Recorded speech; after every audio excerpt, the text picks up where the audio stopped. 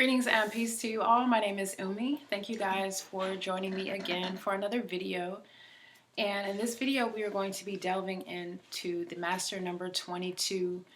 You may find this useful if you see this number all the time. It's your life path number, destiny number, soul urge number. I'm also going to be sharing more words related to master number 11. So you can add that to your notes or your mental database. When we're talking about these master numbers, they're all multiples of 11. So this is why 11 is like the foundation.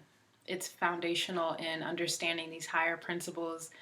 I am encouraging you to actually take some time to really integrate what's being shared here so that it's not just intellectual knowledge, like intellectual stimuli. You like to learn new things because we tend to learn something and then we fail to actually apply it or to really get the gist of the deeper principles that are being taught. So in talking about master numbers, it goes beyond just kind of like the trend of understanding something. You want to actually apply it. So I'm just encouraging that here. So there were a few words that I did not include in the last video on master number 11. And before I get into that, let me just say really quickly with Gematria, and those of you who are new to Gematria, where we are assigning numbers to letters, we all speak English. English is the most widely spoken language on the planet. Every language has its own unique sort of mysticism. You'll see this if you study Arabic, just in the script itself. It's very beautiful and mystical. Even the tongue of certain languages. What's within the language is the numbers. The numbers is the mysticism connected to English that's unique to English. And as I mentioned, because it's the dominant language on the planet, it's a reason for that. And it's something that can help us to tie in meanings. Like, it's a universal thing. As I've said, numbers don't lie. So because English is so widespread, I can share the same knowledge to other English speakers. If someone speaks another language, then again, their language has its own unique mysticism because it's unique to that land, to that nation, their customs, their culture. Words have a different meaning altogether anyway. So I can say love means something here in the States and how we use it, but in, Kazakhstan, it could have a whole different representation and how it's expressed and how it's felt and who says it and how often it's used. So it's different in other lands and other cultures.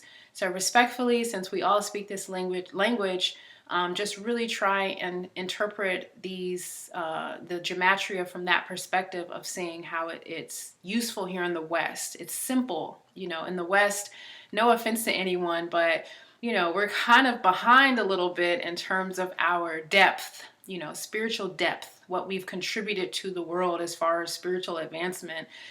So we kind of need to digest these things in a very simple way. And Gematria in the English language allows us to do that. So let me give an example. I know there have been people who've, had a disagreement with the name Jesus because of etymology. So I'm sharing this because in the West, Christianity is the dominant religion. And when it comes to etymology, this means the origin of a word. And many will say, well, Jesus is not the real name of the Savior because J's didn't exist and Jesus is connected to Zeus. And there could be a lot of argument about all of that if you're trying to trace back the origin of letters and, where it comes from.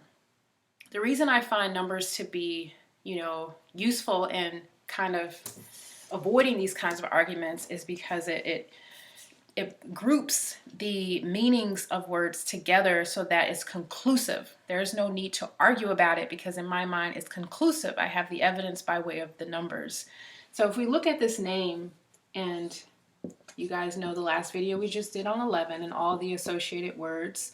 J is the 10th letter of the alphabet, but 1 plus 0 is 1. E is the 5th letter, S is the 19th letter of the alphabet, but 1 and 9 is 10, 1 and 0 is 1. U is the 21st letter, we'll give it 3, and then S is 1. So when we add these numbers up, we get 11, right? So that's interesting because we just talked about awakening, and we talked about force and light and wisdom and see, and we talked about all these cool words associated with the path to enlightenment or awakening. And lo and behold, the name Jesus equates to 11. I don't worship the name. It's not about the name for me. It's about who the soul was that embodied the teachings and what he did when he was on earth, how he brought a message to humanity, how he taught humanity these higher things such as resurrection and awakening and knowing thyself. All of that was taught. So that's where I'm able to really hone in on the principles associated with the name. Who was the individual associated with the name? What did he taught? What messages did he bring? What principles were imparted?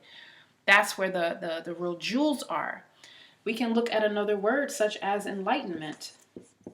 So if we were to add this up, this is 5, 5, 3, 9, 7, 8. You can tell I do this all the time. So if you were to add up all these numbers, E being the 5th letter, N is the 14th letter, but 1 and 4 is 5, and so forth. If you were to add up all these numbers, it would equal 65. Remember, we're going to reduce this. 6 plus 5 equals 11. So again, enlightenment and the name Jesus and the word wisdom and the word light and the word, what else did we use? Force. Like all of these words have a very distinct and unique meaning when we're looking at them in the spiritual context. They're all related. They're not random words.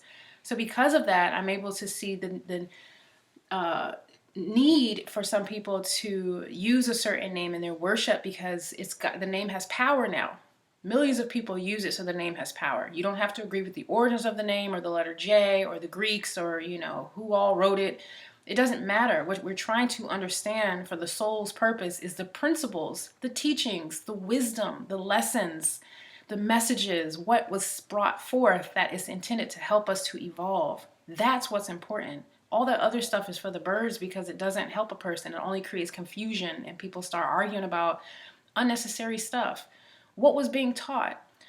So I wanted to share that so we can see how this language has its own mysticism associated with it. It's hidden in plain sight. So keep in mind, esoteric means for the few. Exoteric means for the many. So a lot of what people are taught in church or what people are taught within their religion is exoteric knowledge. It's for everybody. It's kind of just sort of wide spectrum of knowledge and information that helps people to walk a moral life, to live a righteous life. The esoteric is for the few. It goes even deeper. It helps you to see a certain path of initiation into certain knowledge that to keep it from becoming profane or exploited or perverted, it had to be hidden. As I just mentioned, the moment people in the West got hold of yoga and it became a trend and a fashion, we just started to see all this crazy stuff floating around on the internet. And so we want to bring it back to the core principles, the core value of a thing. And that's what the number 11 is here to teach us. It is a pathway. And many people, it's like seeing the light up ahead, but they haven't fully stepped on the path. So with the number 11, it's seeing the light, but you actually want to start walking on that path. We're not talking about a literal light. We're speaking of within the consciousness, the ability to see where you're going now. You're online. You have a lamp to your roadway. So let's delve into the number 22. The number 22, we first have to look at words that equate to 2 because we're talking about duality, polarity. We're speaking of diplomacy. We're speaking of this sort of indecisiveness or wishy-washiness, life and death, up and down, black and white, night and day. The duality rests in the number 2.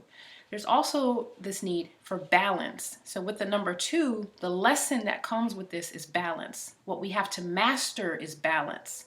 Typically, people are in pursuit of pleasure, not recognizing the need to experience or have a space for just the opposite of that so that we can establish a balance and in between. This is what keeps us sane. If you can obviously see when people have too much money and too much freedom and too much pleasure and they go off into that lifestyle of just everything's perfect for them, seemingly, they typically are delusional. They have some issues because they haven't witnessed or experienced the other side of life, So it requires us having a balance in life to even get the full benefit out of the life experience. You shouldn't have too much pleasure. You shouldn't be stuck in loss, pain, suffering, and, death. It should be a balance and an understanding of our reality, that it consists of this polarity and this duality. But the balance is what allows us to establish mastery. So we're not too swayed by one thing or the other. So balance is going to be a key word here. We're also going to look at these three words. You can add this to your notes on the number 11. That is meditation, the word mastery itself, and the word, as I just mentioned, enlightenment. We're also going to throw in this word, which is not a part of the 1122 series, but it's the word discipline, because this is key in self-mastery. It is a multiple of 11, and therefore it's relevant to this video, because discipline equaling 55 is what helps us to establish balance. It's what helps us to understand our experience better, because we aren't being like controlled. We're not being manipulated by this matrix. We have to have some measure of self-discipline, because if someone offers you, as they say, the king can offer you all the food and wine that you want, and you go sit at the table and partake, but without that self-discipline, you will never yourself be a king. You'll always be easily controlled and manipulated by what people give you, by what makes you feel good, by what distracts you. So be mindful of these distractions. That's why self-discipline is important. These two words, partner and relationship, equate to 11. We're going to put /2. The reason we do that is because 2 is the lesser manifestation of the lesser expression of the number 11. If the number 11 is a master number, the number 2 is again referring back to that polarity, duality, indecision associated with that. So with partnership and relationship, this is how we truly learn ourselves and we truly identify our strengths and weaknesses, is through our relationships, through our interactions with other people. This could even be your relationship with yourself. Yes, if you're someone who's not in a committed relationship, it could be your family, your mother, just the public, your relationship with others, but it can also be the relationship you have with yourself. Are you too judgmental, too critical? Are you wasting time and energy? Are you still playing the victim? How is your relationship with yourself, and how does that need to be developed? How do you need to mature in this area? So partner and relationship is key. Many of you have probably heard me kind of complaining about my relationship from time to time in videos. And if I were in college, just to be honest, marriage would be the class that I would complain about the most. Like, oh, I took this class. I know that this lifetime for me, my marriage and my relationship is key in my mastery of a lot of things. It's a actual test that you are going to undergo in order to really refine you so that you can acquire these virtues. So if by asking for patience and praying for patience, my relationship has challenged me the most, but it's helping me to develop and cultivate patience, because I've mentioned my partner and I are very different. So things that he does and every last pet peeve that he strikes with me, I'm beginning to really accept that I have to endure this relationship, not because it's god awful, but I'm just saying I have to endure these things in order to really cultivate and develop patience, and to be okay with that. Many people will strike out of their relationship and go look for people that they feel they're more compatible with, and they never really develop these higher virtues and higher qualities. They just say, oh, I don't like this person anymore, I'm gonna go run off with so-and-so. Or they have multiple partners. The reason partner and relationship is so powerful for self-mastery is because it's a reflection. It's teaching you about yourself. You're learning about yourself and what qualities you need to develop through your relationship. So where you lack patience in your relationship, that is the area where you need to develop mastery, or where you need to better develop this virtue within yourself. Where you lack kindness or gentleness, where you lack loyalty, where you lack commitment. So running off with another partner is not going to help us in gaining self-mastery. So just acknowledge that whatever relationship you're in right now, or that relationship you have with yourself, are you loyal to you? How often do you sabotage your own dreams and ideas for other people? Do you compromise a lot? Again, are you very critical? Do you condemn yourself for mistakes you've made, regrets in the past? This is what our partnership, our relationships are intended to teach us. You can co-create or be in partnership or in union. Union equals one, meaning the joining or combining. Are you in union with the God within? That is what also helps us to acquire self-mastery. If you're trying to do this all on your own from the space of your own ego, you're going to find that you fail time and time again, because we're just simply not equipped in our low level of spiritual development as human beings to take on what this world really presents to us. You know, what is here on this planet? It's a lot of chaos, it's a lot of confusion and darkness and ignorance. Not everywhere, but just in being honest, when you interact with people or you watch the news or you just see what's happening in our world, we can see that we're really being challenged in areas that we're not fully equipped to always deal with these challenges. So by co-creating or being in union with God or the Christ consciousness, we have the strength to overcome these things. I can overcome my impatience with family or in traffic or these things when I'm in union with that Christ consciousness. It helps me to think outside of myself. I'm not ego driven. So we're going to look at these keywords and getting into the number 22 itself, master number 22. The word is student. As you are a student, you can't be on the path of self-mastery without first being a student. This means you have lessons to learn, not a lesson, lessons. You're going to have to go through a few cycles within your life. Let's say it's a relationship, you've been in a toxic relationship, you see the toxicity, and somehow you might leave and then they come back to you with charm and, you know, forgive me, I love you, and then you go back to the relationship, and then something happens again and you leave and it comes back around and you're back, and you've done something in your life where you've recognized you've been in a cycle where you keep repeating the same reaction or the same response to a situation that is keeping you in that state of ignorance or that state of feeling stagnant. And in order to elevate or lift out of that, it's important that you integrate the lessons. This is what mastery is about. It's about integrating the lessons, learning the lessons, putting them into practice, applying the knowledge. Then we elevate out of that. It's just a natural rite of passage. It's initiation. You're done with it. You've learned it. You've integrated it. You've mastered it. You've refused to repeat a cycle, and so you're set free. And maybe you experience some loss as a result of it. You know, oh, I lost my job, or, you know, this person left me, or I can't do it anymore. I moved out of my nice house into a little tiny apartment because I just can't do it anymore. Like, okay, you lost what was, but what you're doing is opening the door, opening the gates for something new, a new beginning, a fresh start. You've leveled up. Even if your outer environment does not seem as if you've leveled up where it matters most. You've leveled up in your heart, you've leveled up in your consciousness, you've leveled up in your spiritual endeavors. That's where it matters most. So we're looking at the word master itself. This is different than teacher, because a teacher is someone who is going to kind of pass down lessons to us, who's going to give us the teachings we need in order to evolve, and they're kind of walking with us through the process. Master is more so something we see from a state of observation.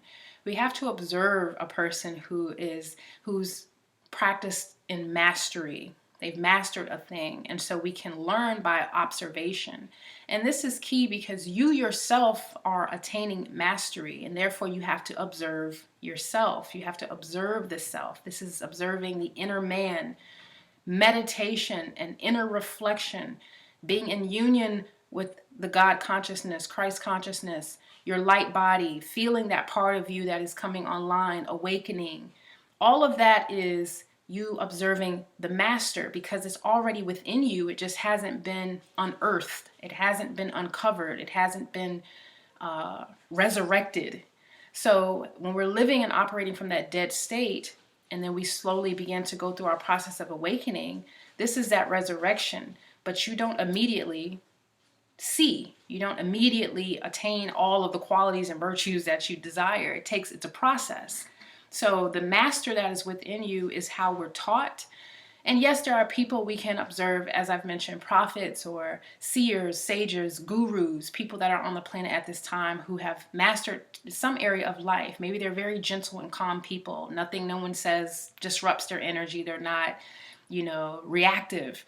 So we think, wow, that person is so, at peace. That person just kind of has like this balance, and we observe it.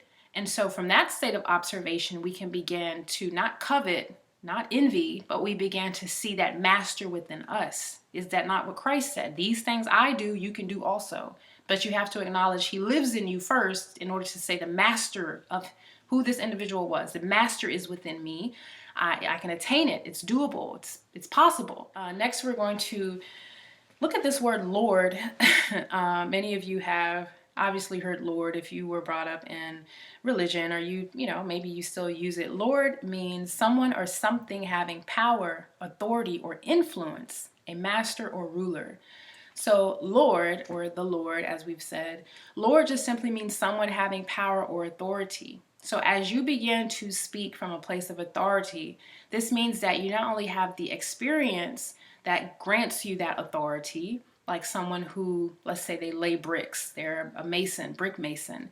They're so skilled at what they do. So if I attempted to start laying bricks, they absolutely have the authority to tell me I'm doing it wrong or I'm doing it right. So for many of us, when it comes to our spiritual growth and development, we can attain mastery in an area that allows the lordship within us to activate. And so you're likely not going to call yourself Lord or introduce yourself, I'm Lord Umi. It sounds ridiculous, but I wanted to show that word here, Lord, as it equals 22 in connection with self-mastery. So all of these words are related. We are using Gematria to better understand how the number 22 plays out and is activated in our lives. So again, if you're seeing the number 22, this could be indicating that you need to step it up. This is an opportunity for self-mastery. Maybe a cycle is coming back around where you have the choice to level up, get out of that cycle, not repeat the same reaction. Maybe this is a sign, if you keep seeing this number or it's following you around, that, hey, you're wasting time. You're being a bit too lethargic. Maybe you're procrastinating. Maybe you're making excuses. Maybe you're rejecting your purpose, or you're not allowing your purpose to fully, the potential of your purpose to fully be made manifest. So you're seeing this number to say, now's the time for self-mastery. This is the lifetime for it, because it takes an entire lifetime. Enlightenment doesn't happen because you've read a few books, you've done a few mantras. Enlightenment is a lifelong pursuit. Even the oldest of gurus who are still around, who are teaching and talking to people and helping people find their way, are still learning, because they're interacting with so many unique people in different situations and scenarios that challenge them to some extent. And so they are still executing on what it is to be an enlightened being. It's a never-ending process, and it can extend across lifetimes. So it's like removing that blindfold where the light has to go from dark to dim to soft light to yellow light to bright light to daylight. It's a process of that. It's an initiation as well. So acknowledge where you are on this process, the need for self-discipline, the uniqueness of your individual experience. See how your partnerships and your relationships are contributing to your development and self-mastery. Be patient with yourself, as this is, again, a process for all of us. So the more loving and patient and gentle you are with integrating these truths and applying this knowledge, the better and the easier it is for you to fully live out your truth. And you're not going to be condemning and judgmental of others, because if you're that way towards yourself, I guarantee you have that judgment and that condemnation. You project that onto others in one way or another, indirectly. So oftentimes if we feel like we're not, living up to par, if we feel like we're not this or that, we can tend to project that on others, or even have some measure of like, I'll never get there. It's just too far off. This whole self-mastery thing is just too much. It's too much effort, too much time, too much studying. I have to give up too much. If that mentality is what strikes you right now, then you want to start doing that inner work on yourself to know that this is, first off, it's not a race. You're not competing against your fellow brothers and sisters on this path. So be loving and gentle with yourself first, and then you can be a support or a healer or a teacher to others. And mastery is something that I think for most of us, we take pride in. So you want to make sure you're checking in with that ego part of you to know that I'm not striving for something from an ego base, like it's not an ego-based desire. You're striving for mastery for what it does in releasing the soul from karma and releasing the soul from judgment, releasing the soul from cycles and the old. You want to be set free from that. So liberation is one of the foundations, not foundations. Liberation is fundamental on this path. And when you look at the number 11, it's like, what holds us back from stepping foot on our path? What is holding you back? And you will oftentimes see the only thing holding you back is you. That it's been my effort, my greatest effort, to bring my soul in alignment with my highest good. And for me, my highest good is that path towards being an enlightened soul, so that I'm set free from ignorance, blindness, darkness, death. So I hope that you guys found this video useful. Share your insights on the number 11, the number 22 and or the number 11, how you resonate with this number, how it shows up for you, and how you intuitively read this number. This is just the Gematria, and I'm sharing my perspective on interpreting the Gematria and how it applies to all of us, but you may have a different perspective. I would love to hear it, and you never know who you're benefiting by sharing your own insights and intuition. So I thank you guys again, and until next time, peace.